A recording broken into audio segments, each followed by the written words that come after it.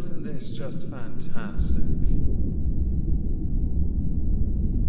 Captain's Log, subdate 21020.3. While Bork is in decontamination, Ensign Spoon has taken on the additional workload with gusto. Hard to believe an inanimate silver spoon could get so much work done. Welcome everyone to the exhibition of stupid people. Today we're going to be discussing the YouTube content creator of a now dying channel, MiniLad, because oh boy, he done goofed. In fact, the entire premise of this one is going to be, with great power comes great ego. And for those who don't remember, since the I'm Alex exhibition of stupid people, there has been a theme. With Alex, it was arrogance. With Eugenia, it was ignorance. With Boogie, it was victimhood. With Tanamojo, privilege. And now with MiniLad, ego. All seem to link up quite handily, but a different word for it, I guess. So who is MiniLad? MiniLad is a man called Craig, with a channel of over 5 million subscribers that's hemorrhaging a little. His content mostly centers around commentary, gaming, and of course, as is the case with British YouTubers that all linked up as a community, challenges, like Try Not to Laugh, and the obvious collaborations with other British YouTubers, the only one I knew of which was what alerted me to his existence in the first place beyond someone else, very lovely someone else, telling me of his more recent goof, was a collaboration with Mini Minter. Because I want to get into the meat of the subject of this video, of his colossal mistake, and how his ego has played such a fundamental part in it. Who he is quite a short part. This isn't a full-blown I'm Alex version, I promise. But MiniLad, regardless, is worthy of our ire, disdain, anger, because what he has done is by definition criminal, and much like Onision, not much has happened. Thankfully, Chris Hansen's not involved to totally cock this one up. On the 23rd of June 2020, a young lady called Hallie, or Hawley, put out a very long Twitter thread accompanying with it a twit longer. The twit longer is a statement she makes of her interactions with MiniLad or Craig. One of the early points she mentions is his mental health, because he uses it. He's one of those people that weaponizes it, and it does tie in handily to his ego, which we will talk about later. In that twit longer, Hallie goes into great detail about messages she had with him, along with his methods for trying to hide the paper trail, like moving it to Discord so he could delete pictures he sent of his bulge, and that because she was 16 and had a crush on him, she didn't see the wrong in this. There was another person she mentioned called Ash. We will get to them soon as well. Ash was going to expose him earlier, by the way, but because of Hallie's, I do apologise, I'm going to say Hallie from now on, because of Hallie's crush on Craig, she defended him. When Craig finally started dating a young lady called Sammy, he was informed by Hallie to tell Sammy of all the things he had done with Ash and Hallie. He promised he would, but he didn't. She also details 4 key points about him. His behaviour towards minors was inappropriate as he was an adult and had lied about his age. She doesn't want this to happen to others. She's hoping that he takes ownership of his actions towards Hallie, others, and get the help he needs. And Hallie wants to feel like a heavy weight has been lifted off her for sharing the story. As you've seen as well, there are a number of screenshots of messages. These paint a very damning picture of MiniLad, aka Craig. So now we should move on to Ash, because she features as well, and it was on the same day that she released her twit longer on this. Ash indicates in her twit longer that she, like Hallie, had a crush on MiniLad at the age of 17. She had even made a fan account for him on Twitter to make friends with other people. Very quickly though, Craig added on Snapchat and made it very sexual very fast, going so far as to attempt to meet up with her in California to have sex with her, where she was lucky enough that a family member, her stepfather, had a health complication that cancelled the trip. But he didn't stop with the sexual messaging, did he? He would always start conversations, and after 6 months the messaging reduced. Her infatuation had died and she finally got perspective and felt used because of what he was doing. And that one of the major reasons Ash didn't come forward was because of Sammy. She didn't want there to be any blowback on Sammy, or hurt Sammy, who was Craig's girlfriend. There was also something else though. He had mods, and they would reach out to all those that had been used by Minilad, by Craig, and they would do everything they could to stop them from coming forward because, and this was another prevailing theme, one cannot ruin another man's career. That's not fair, yo. No, not fair at all. Right. You used minors. You know where this goes next. You belong in an ISO cube, Craig. 2 days later, Minilad responded. He clapped back by saying he will fully commit to working on himself, including going to therapy, rethinking and changing some of his life choices. I know there's no righting my wrongs, and I want to express again how sorry I am to the people I have hurt and the fans I have let down. I have a long road of personal searching ahead of me, so that's my focus now. I will be back when the time is right. Please be kind and respect the privacy of all involved.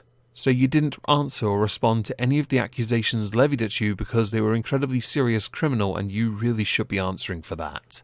On August 12th, because things got a bit quiet, you put out another statement talking about your mental health and taking a step back from the internet, spending time with family and therapy, because, mental health, very important. And I mean that in all seriousness. It's not a weapon though, Craig. You would know that if you hadn't used it as one. It took, by the way, over a month for this statement.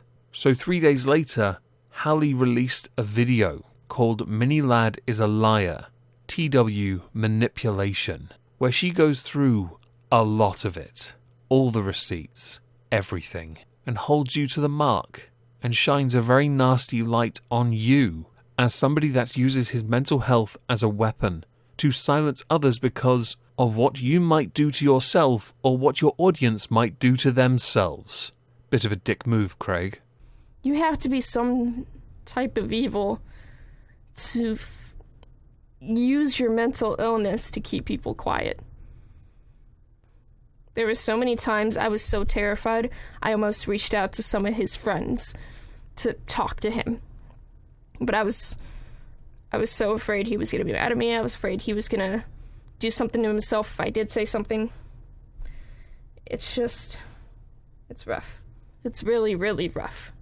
2 days later, Keemstar releases a video on Twitter. Minilad, you got some fucking balls on you, bro. You sick, disgusting fucking piece of trash.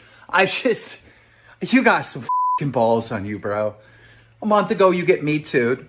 Multiple underage girls come out with proof, 100% proof, what you were fucking doing, you disgusting fucking little man, okay? And you admitted it, all right? That was a good thing that you did. You admitted it, you took accountability, you took responsibility, you said, yes, I did this. I'm gonna go to a counseling, I'm gonna work on myself, I'm gonna fix myself, all right? But then I noticed a week ago, you uploaded a Minecraft video. No, motherfucker, you don't get to play Minecraft anymore. All right? You don't get to play child games anymore. You've already broken that trust with the entire community. He seems mad.